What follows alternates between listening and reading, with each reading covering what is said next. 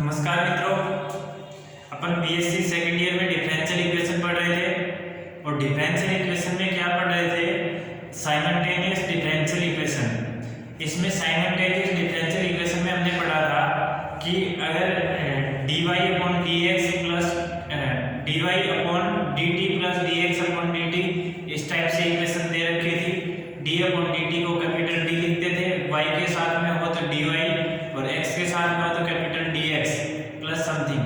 दो इक्वेशन मिलती थी, दो इक्वेशन में से एक को रिमूव करके दूसरे की वैल्यू निकालते थे।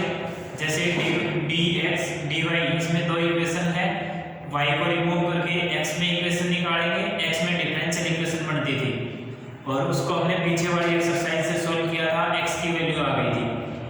अब x की वैल्यू और इसका डेरिवेटिव करेंगे d के रेस्पेक्ट में। x और dx अपॉन dt दोनों की वैल्यू समीकरण 1 या 2, समीकरण 1 या 2 यानी कि दो गिवन इक्वेशन है, उनमें रखने पर उनमें किसी एक में रख लो। y की वैल्यू निकालने के लिए वो y में डिफरेंशियल इक्वेशन मिल जाती है, डिफरेंशियल इक्वेशन मिलती है, या वैसे भी सिंपल इक्वेशन भी मिल जाती है। अब जैसी इक्वेशन मिले उस इक्वेशन के अकॉर्डिंग हमें सोल्व करना होता है। तो वहां से x और y की दो वैल्यू मिल जाती है, दो सॉल्यूशन मिलते हैं, वही साइमल्टेनियस डिफरेंशियल इक्वेशन होती है। ठीक है, अब आज हम पढ़ेंगे दो इक्वेशन दे रखी हैं, दोनों को ऐड करके सब्ट्रैक्ट करके यानी कि उन दोनों का यूज करके कैसे अपन सॉल्यूशन निकालेंगे। ठीक है, देखिए अपन पढ़ रहे हैं differential equation.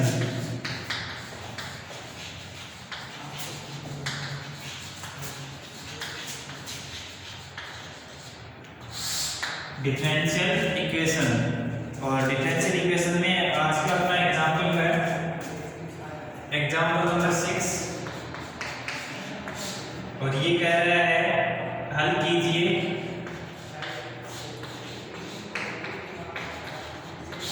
TDX plus TDX equal to T minus का 2x इंटू dt और सेकेंड इक्वेशन है 3dy equal to tx plus dy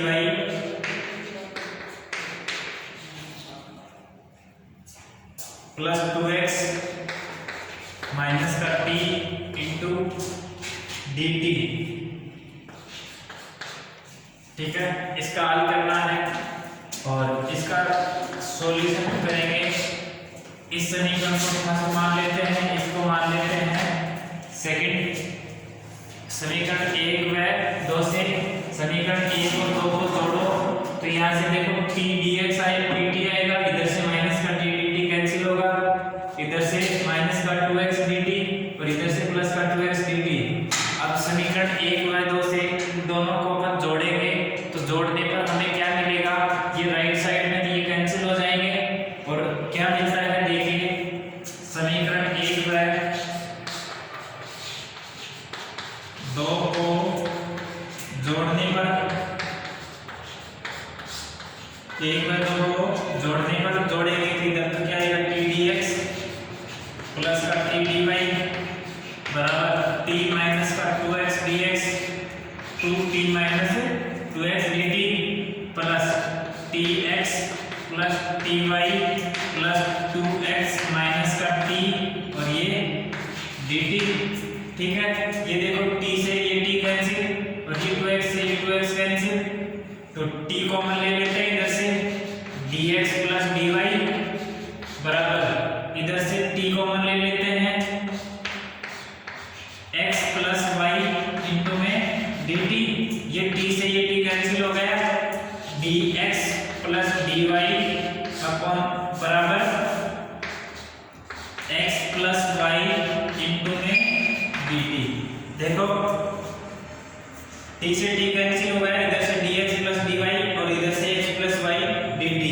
अब देखो वेरिएबल सेपरेट करो, वेरिएबल सेपरेट कैसे करते हैं, dx के साथ x का कोएफिशिएंट, dy के साथ y का कोएफिशिएंट, dt के साथ t का कोएफिशिएंट। इधर देखो dx प्लस dy है, इधर x प्लस y है, dx प्लस dy के साथ में x प्लस y लिख दें तो dx प्लस dy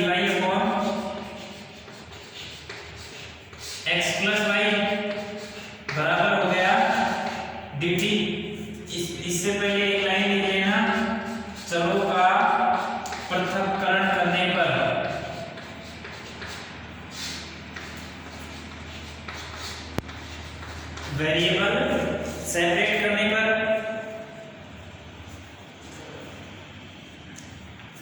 अब वेरिएबल सेपरेट करने पर ये आ गया dx + dy upon x + y बराबर dt।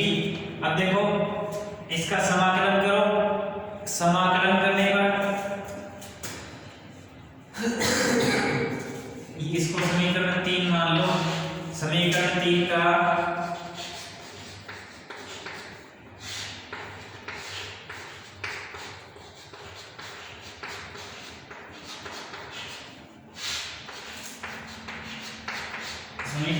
समाकलन करो। समीकरण 3 का समाकलन करेंगे तो dx + dy upon x + y, dx + dy upon में x + y का integration equal to right side में क्या है dt, तो इंटीग्रेशन ऑफ dt। तो समाकलन करेंगे, माना x + y बराबर t, x + y बराबर t, तो derivative dx + dy equal to dt। ठीक है, ये मान समीकरण में रखो। जो भी इक्वेशन है अपने पास समाकलन की, उस समाकलन की समीकरण में रखेंगे। समीकरण में रखेंगे तो dx + dy की जगह तो dt और नीचे x + y की जगह t, तो dt/dt बराबर इंटीग्रेशन, इसको w मान लो क्योंकि लेफ्ट साइड में भी t हो गया, राइट साइड में भी t हो गया, तो इसको w मान लेते हैं। तो ये x + y बराबर w और dx + dy बराबर dw। तो यहाँ से देखो dt अपॉन t, dt की जगह w, dw अपॉन w, तो राइट साइड में dt। समाकलन करोगे 1/x dx का समाकलन होता है log x, तो ये हो जाएगा log w बराबर t + c। w का मान रखने पर, w का मान रखने पर मान रखो तो log w बराबर क्या है x + y बराबर t, t तो t था प्लस c, तो ये आ गया मेरे पास समीकरण 4। यहां से अपने को समीकरण 4 मिल गई। अब देखो समीकरण 4 से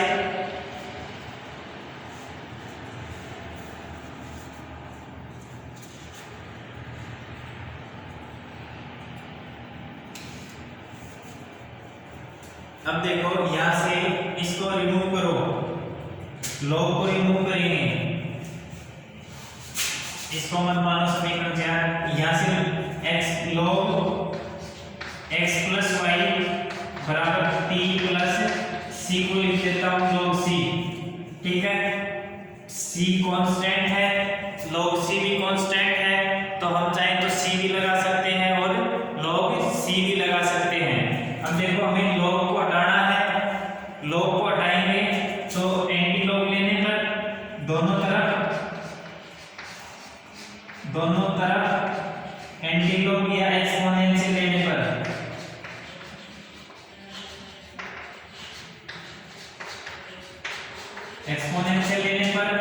तो e की पावर log x + y बराबर e की पावर t + log c।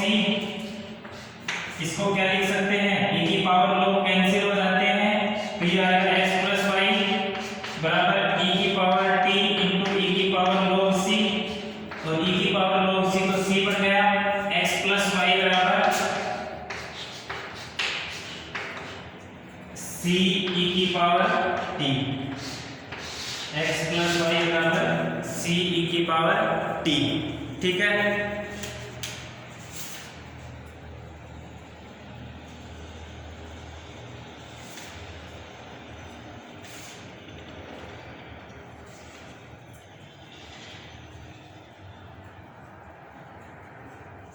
अब देखो एक सॉल्यूशन अपने पास मिल गया। हमें क्या दो सॉल्यूशन निकालने होते हैं, एक सॉल्यूशन अपने को मिल गया, दूसरा सॉल्यूशन और निकालना है।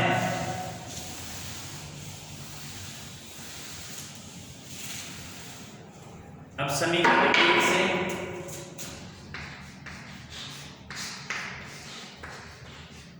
एक क्या है टी डी एक्स बराबर टी माइनस का 2x dt।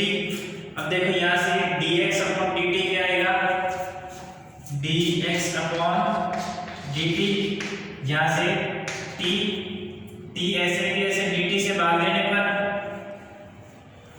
dt से भाग लेंगे तो इधर से आएगा t माइनस का 2x, ठीक है। 2x को इधर ले आओ, t dx upon dt plus का 2x बराबर t, ठीक है। अब यहाँ से dx अपॉन dt प्लस का 2x अपॉन t बराबर 1, ठीक। 2x अपॉन t बराबर 1, ये क्या बन गई, लीनियर डिफरेंशियल इक्वेशन, यह रैखिक अवकल समीकरण है।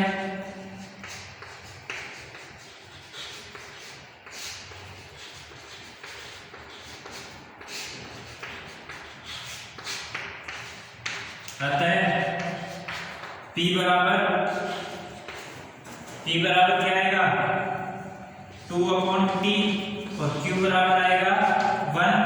तो इंटीग्रेटिंग फैक्टर क्या आएगा, e की पावर इंटीग्रेशन p dx, जब dy अपॉन dx होता है और यहाँ t के रेस्पेक्ट में डेरिवेटिव है तो यहाँ क्या आएगा p dt बराबर e की पावर इंटीग्रेशन p की वैल्यू 2 अपॉन t, तो 2 अपॉन t dt बराबर e की पावर 2 log t, ठीक है। बराबर क्या आएगा e की power log t square, e की पावर log t स्क्वायर, तो e की पावर log कैंसिल हो जाते हैं, t स्क्वायर आ गया, तो इंटीग्रेटिंग फैक्टर बराबर क्या आ गया t स्क्वायर, ठीक है। मैं मिटा देता हूं एक बार इधर से,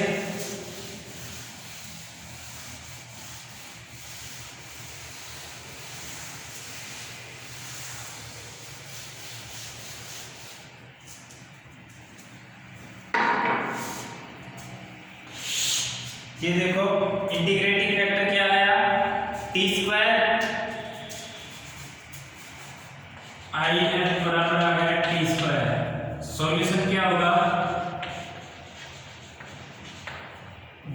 y इंटू आई एफ, जब आपके पास y नोमिनेटर में हो या y का डेरिवेटिव हो रहा हो या x का डेरिवेटिव हो रहा है तो ऊपर आएगा x इंटू आई एफ बराबर integration I F into Q D T plus C. I F का मान रखो, x इंटू आई एफ का value T square equal to integration T square, और क्यू की वैल्यू क्या है 1 है, तो 1 dt प्लस सी, और ये T square dt, T square का integration T cube by 3 plus C, और ये इधर है x टी स्क्वायर, x बराबर क्या आएगा टी स्क्वायर से भाग दे दो तो t by 3 plus C upon T square, या ऊपर वाले समीकरण में 3 से गुणा कर दो, 3 से गुणा करने पर 3x टी स्क्वायर बराबर टी क्यूब प्लस 3c को लिख दो c डैश। ये दो सॉल्यूशन आ गए अपने पास, दो सॉल्यूशन आ गए, यही अपने सॉल्यूशन होंगे।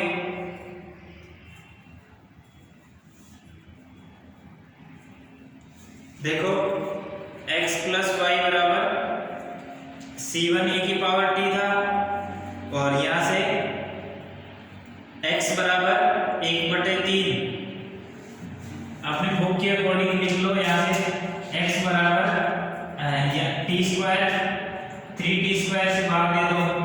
एक बार ऊपर वाली स्टेप से लिख लेते हैं, क्यों इतना कंफ्यूज हो। यहाँ से देखो x बराबर टी स्क्वायर से भाग देने पर, टी स्क्वायर से भाग देने पर भाग देंगे तो t/3 plus c upon T square. अब समीकरण क्या मानी थी इसको x प्लस वाई बराबर सी की पावर टी, 4 5 2 भी थी वो देख लेना। समीकरण 4 से x का मान रखने पर, समीकरण 4 से x का मान रखने पर, समीकरण 4 क्या है, x प्लस वाई बराबर सी की पावर टी, तो x बराबर हो जाएगा सी ई की पावर टी माइनस वाई, ये मान रखो यहाँ पे, तो सी ई की पावर टी माइनस वाई बराबर T upon 3 plus C upon T square, ये वाई उधर जाएगा और इसको इधर ले आओ, तो वाई बराबर सी ई की power T minus T upon 3 plus ये भी माइनस हो जाएगा c अपॉन टी स्क्वायर, और ये c डैश दोनों सेम मत रखो, c डैश कर लो इनको कांस्टेंट को, या c1 c2 भी लिख सकते हो। तो इधर से c डैश किसको किया था, टी स्क्वायर वाले को, अब लिख लो c डैश, इसको c डैश लिख लो, क्योंकि कांस्टेंट सेम नहीं रखना है। बुक में आपके में c1 c2 लिखा हुआ है, अपन c डैश लिखेंगे। एक बार दोबारा से देख लो, क्वेश्चन में हमने क्या किया, दो इक्वेशन दे रखी थी, दोनों इक्वेशन की हेल्प से हमें इस क्वेश्चन को सॉल्व करना था, और क्वेश्चन को सॉल्व करने के लिए हमने जो दो इक्वेशन दे रखी थी, समीकरण 1 और समीकरण 2 लिखा उनको, वो लिखने के बाद हमने क्या लिखा कि समीकरण 1 व 2 को जोड़ने पर, जोड़ा क्यों, क्योंकि हमें क्वेश्चन को देखते ही लग रहा था कि कुछ एक टर्म कैंसिल हो रही है और कैंसिल होके अपना क्वेश्चन आसान बन रहा है, इसलिए हमने समीकरण 1 व 2 को जोड़ दिया। 1 और 2 को जोड़ने के बाद हमने क्या किया कि हमें दिख रहा था कि वेरिएबल सेपरेट हो रहे हैं, जो वैल्यू कैंसिल हो रही थी कैंसिल कर दी, और कैंसिल होने के बाद हमने चरों का पृथक्करण किया, वेरिएबल सेपरेट किए, ये क्वेश्चन बन गया। अब फर्स्ट एक्सरसाइज का यूनिट फर्स्ट का जो यूनिट फर्स्ट थी, अपने जो पहला चैप्टर था उसका क्वेश्चन बन गया, और वहां से हमने क्या किया कि चरों का पृथक्करण करके हमने dx dy के साथ में xy का फंक्शन कर लिया और dt के साथ में t का फंक्शन लिख दिया। अब इतना काम करने के बाद चरों का पृथक्करण हो गया, उसके बाद में हमने क्या किया, दोनों साइड समाकलन किया, समाकलन करेंगे, इंटीग्रेटिंग करेंगे, इंटीग्रेशन करने के लिए हमने dx plus dy upon x plus y था और राइट साइड में dt था, तो उसका समाकलन करने के लिए हमने माना x प्लस y को w के बराबर, तो उसका डेरिवेटिव किया, dx प्लस dy को dw के बराबर, इन दोनों का मान रखा, मान रखने के बाद हमने समाकलन किया, समाकलन में क्या बना, dw अपॉन w बना और राइट साइड में dt बना। dw अपॉन w का तो समाकलन जानते हैं, log w होता है, log w का मान रख दिया x प्लस y और राइट साइड में t बन गया, ठीक है, t प्लस c, और log में था, log हटाने के लिए हमने दोनों साइड एक्सपोनेंट से लिया, तो लेफ्ट साइड में x प्लस y और राइट साइड में c की पावर t है, ठीक है। इतना काम करने के बाद हमने इसको समीकरण 4 लिख दिया। अब देखो एक सॉल्यूशन तो अपने को मिल गया, अब दूसरा सॉल्यूशन निकालना था, दूसरा सॉल्यूशन निकालने के लिए या तो समीकरण 1 की हेल्प से निकाल लो या समीकरण 2 की हेल्प से निकाल लो। आप चाहो तो अलग अलग निकाल सकते हो, लेकिन अलग अलग जो दो सॉल्यूशन मिलेंगे वो आपस में एक दूसरे को रिलेट भी करवाना पड़ता है, तो दोनों समीकरणों का यूज होना चाहिए। तो हमने पहला जो सॉल्यूशन निकाला है उसमें दोनों का यूज हो गया, और दूसरा सॉल्यूशन निकालने के लिए समीकरण 1 का यूज किया। समीकरण 1 को हमने लिखा t dx बराबर t माइनस 2x dt है। अब dt से भाग दे दिया, dt से भाग देने के बाद बर्नौली इक्वेशन बनी, बर्नौली इक्वेशन को हम लीनियर में कन्वर्ट करते हैं, लीनियर रैखिक अवकल समीकरण में कन्वर्ट करते हैं। रैखिक में कन्वर्ट करने के लिए dx अपॉन dt के साथ में जो भी होता है उसका भाग देते हैं, वो भाग दे दिया, भाग देने के बाद ये लीनियर डिफरेंशियल इक्वेशन बन गई, रैखिक अवकल समीकरण बनी, और रैखिक अवकल समीकरण में p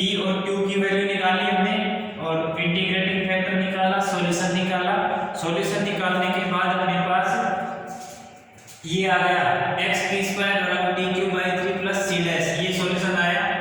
t स्क्वायर का भाग दे दिया, x बराबर t by 3 plus c dash upon t square आ गया। अब यहाँ से देखो समीकरण 4 से x का मान, समीकरण 4 क्या है, x प्लस y बराबर c की पावर t, यहाँ से x का मान निकाला, x बराबर c की पावर t माइनस y, ये मान समीकरण इसमें रख दिया। यहाँ रखेंगे तो x की जगह c की पावर t माइनस y, तो c की पावर t माइनस y बराबर t by 3 plus c dash upon t square. ठीक है, अब यहाँ से y बराबर निकाल दिया, y को राइट में ले गए, राइट वाले टर्म को लेफ्ट में ले आए, तो y बराबर c की पावर t माइनस का t by 3 minus c dash upon t square, ये अपना सॉल्यूशन होगा। ठीक है, उम्मीद करते हैं सबकी समझ में आया होगा। किसी को कोई डाउट हो तो कमेंट बॉक्स में लिख के मैसेज करिए, और अगला जो लेक्चर होगा